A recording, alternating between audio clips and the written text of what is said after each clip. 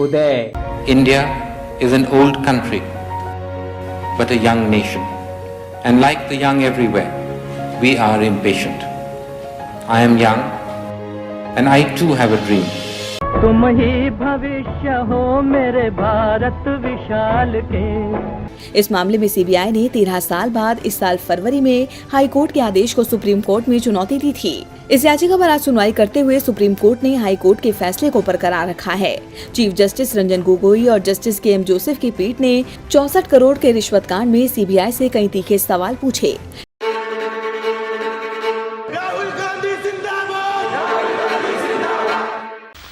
जैसा किया है तूने वैसा ही तू भरेगा, बिछड़े सभी बारी बारी। मिलेंदु आज उदय से। मैंने आपको बताया इससे पहले कि आधुनिक भारत के निर्माता थे राजीव गांधी। क्यों? चलिए हम आगे की चर्चा करते हैं। जिस प्रधानमंत्री को आधुनिक भारत का जनक कहा जाता है, हैरानी की बात तो यह है कि जिन्होंने 18 साल की उम्र में युवाओं को वोट का अधिकार दिलवाया, जिन्होंने ईवीएम मशीन के प्रयोग को बढ़ावा दिया, पंचायती राज को भी बढ़ावा दिया, भारत में कंप्यूटर और विज्ञान के प्रयोग की पहल की और शिक्षा के क्षेत्र में बड़ा कदम उठाया, उन्हें भ्रष्टाचारी नंबर 1 कहकर उनकी बेइज्जती की गई, उनका मजाक उड़ाया गया। केवल जीत हासिल करने के लिए उन्हें यानी राजीव गांधी को सदन में अपमानित किया गया। केवल प्रधानमंत्री बने रहने के लिए उन्हें जलील किया गया। केवल कुर्सी में चिपके रहने के लिए उन्हें जलील किया गया। कटु सत्य तो यही है कि एक बेटा अपने पिता को इस तरह से अपमानित होते देखकर तड़प उठा होगा, गुस्सा भी आया होगा, वह रात भर रोया होगा, माँ से पूछा होगा कि माँ यह क्या हो रहा है, क्या यही राजनीति है? वह खून के आंसू रहा होगा और तभी बेटे ने कसम खाई होगी, चुपचाप कसम खाई होगी कि वह इसका बदला लेगा, पिता के अपमान का बदला लेगा। और उन्होंने अपने ही पिता की तरह मौन रहकर धैर्य के साथ भारत जोड़ो यात्रा के माध्यम से बदला ले लिया।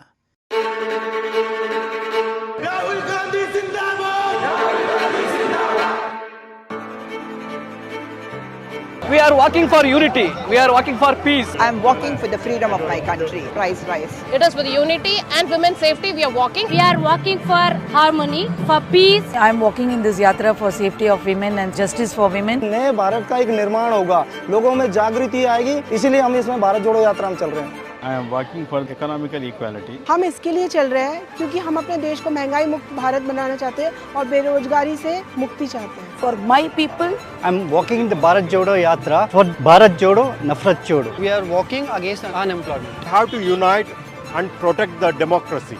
That's what we are working. I'm working for the empowerment of women and to bring up our children to a better citizen. यह एक अद्भुत तरह का बदला है।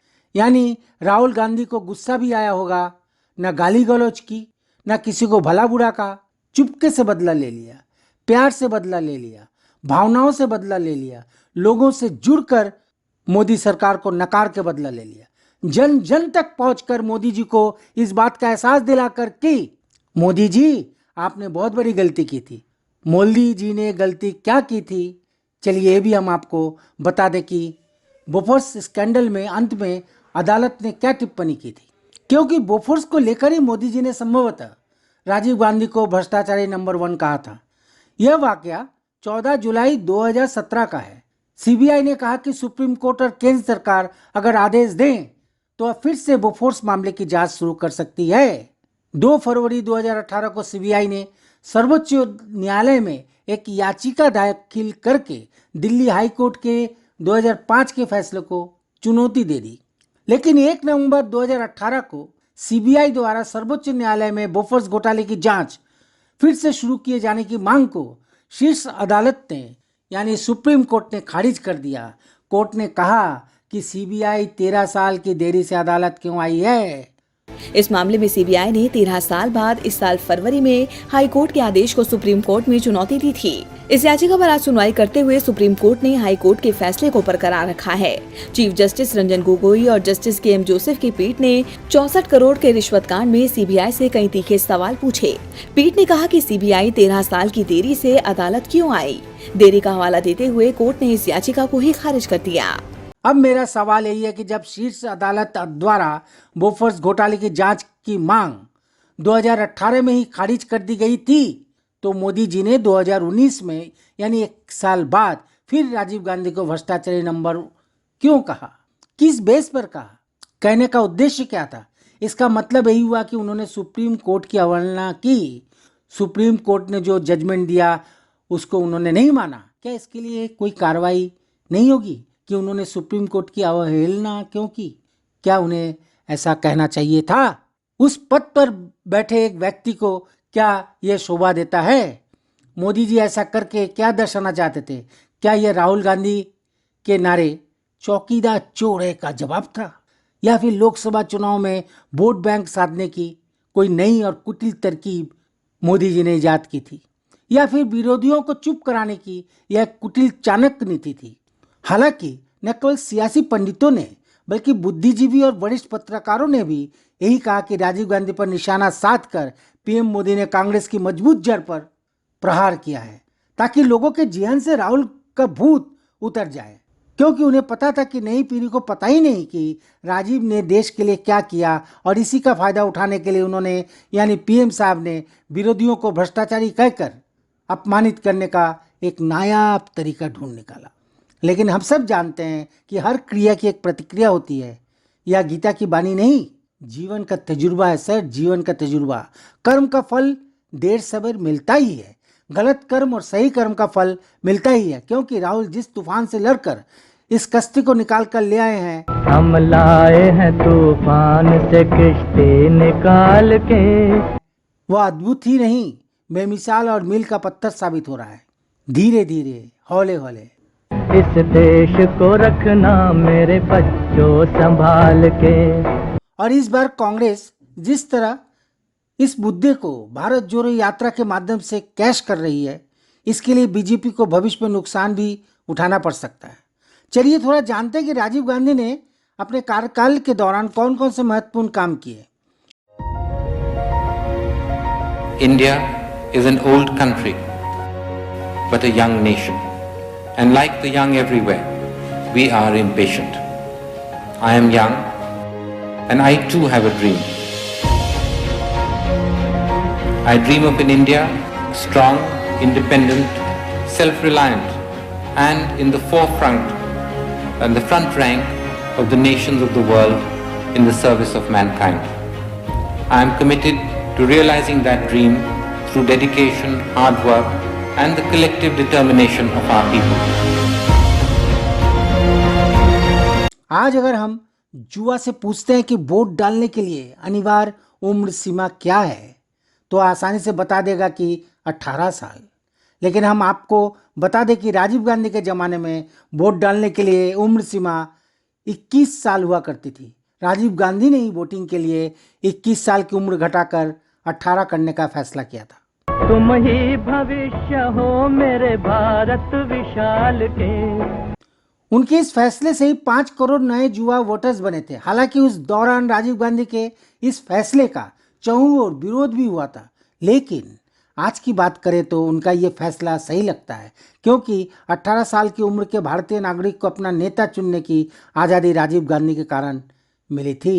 इस देश को रखना मेरे बच्चों संभाल के। राजीव गांधी ने ईवीएम मशीन को चुनाव में शामिल करने के लिए कई कदम उठाए थे। उनका मानना था कि ऐसा करने से चुनाव प्रक्रिया में सुधार होगा और बैलेट पेपर में होने वाली धांधली को रोका जा सकेगा। देखो कहीं बर्बाद न होवे ये बगीचा। पंचायती राज का अहम फैसला ऐसे आया हमारे सामने। राजीव गांधी का मानना था कि देश के गांव की उन्नति देश की उन्नति है। उन्होंने गांव को सशक्त बनाने के लिए कई कदम उठाए। पंचायती राज का कदम भी इसी कड़ी का एक फैसला था। इसको हृदय के खून से बापू ने है सींचा। उन्होंने पूरे देश में ग्राम सरकार की अवधारणा लागू की और संविधान में संशोधन करके ग्राम पंचायतों को सशक्त किया। उन्होंने ही गांव की आबादी को अपना फैसला खुद करने की स्वतंत्रता दी। यहाँ ये बता देना जरूरी है कि उन्होंने भी संविधान में संशोधन किया, लेकिन देश के आवाम के लिए किया था। रखा है ये चिराग शहीदों ने बाल के। क्योंकि वह कहते थे कि जब ग्राम पंचायतों को सत्ता में वह दर्जा मिलेगा जो संसद और विधानसभा का है, तो लोकतंत्र में गांव की भागीदारी और ज़्यादा बढ़ जाएगी।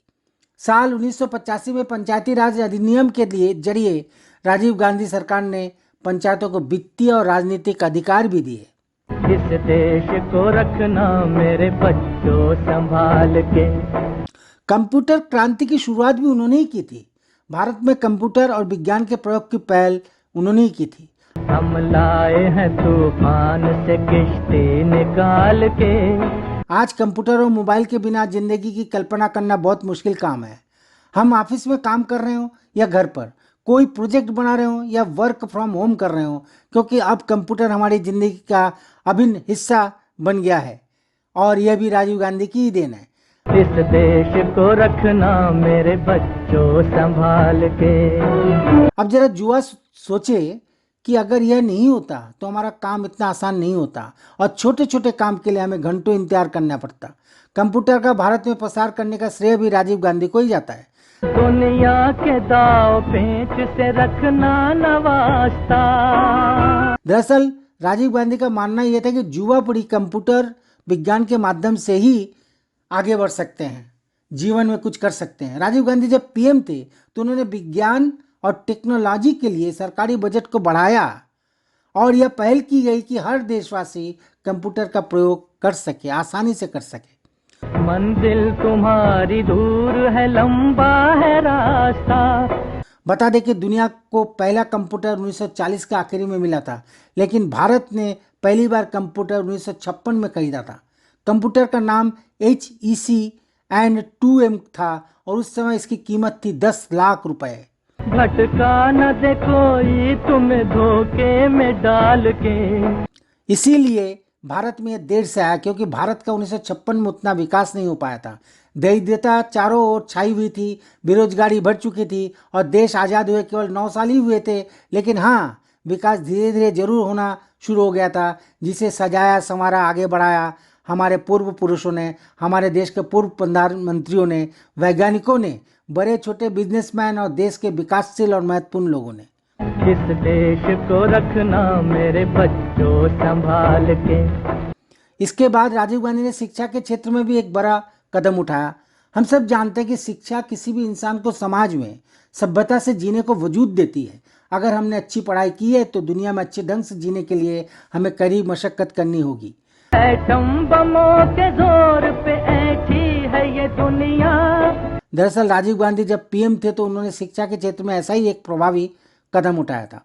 उन्होंने 1986 में राष्ट्रीय शिक्षा नीति का ऐलान किया था, जिसके तहत पूरे देश में जवाहर नवोदय विद्यालय की स्थापना करने का काम शुरू हुआ था। बारूद के एक ढेर पे बैठी है ये दुनिया। इस कार्यक्रम का मकसद था कि गांव में रहने वाले बच्चे अपनी पढ़ाई को एक नई दिशा दे सके और एक शिक्षित समाज का निर्माण हो सके।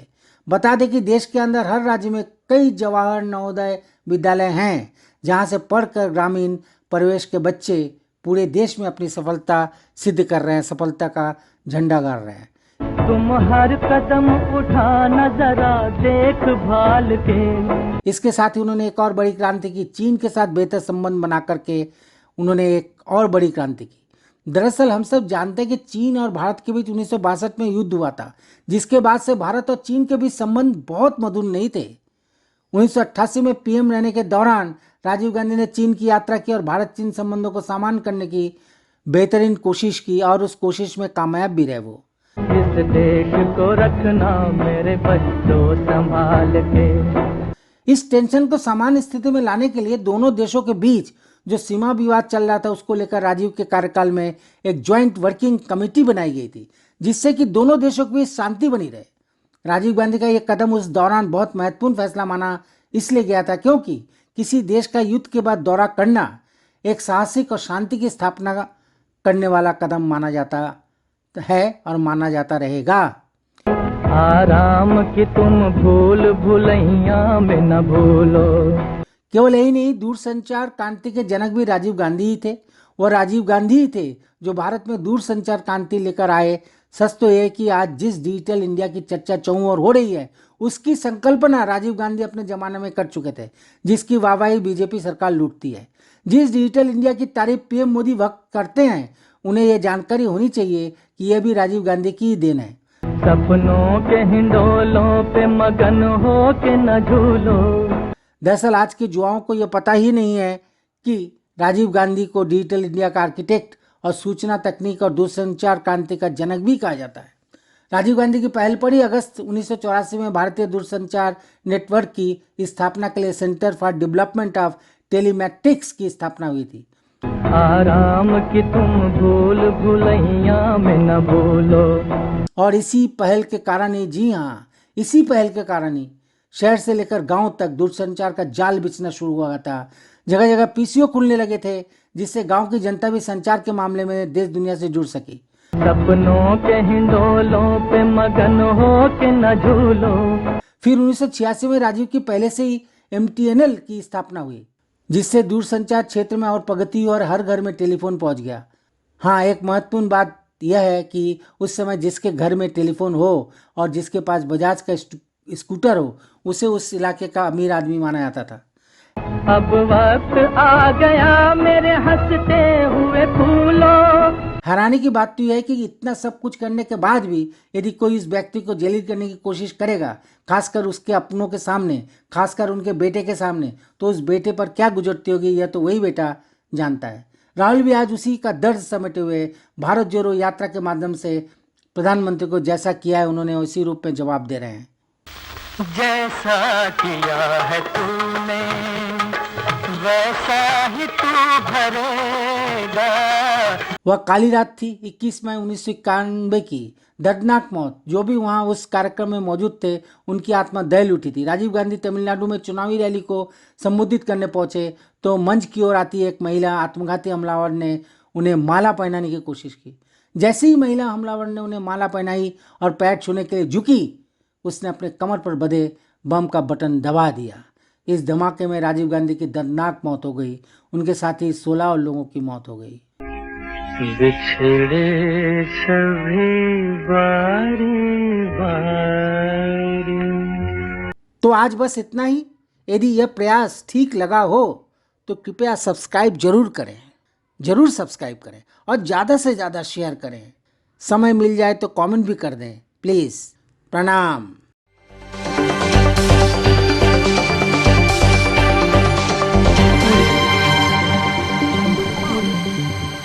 आज उदय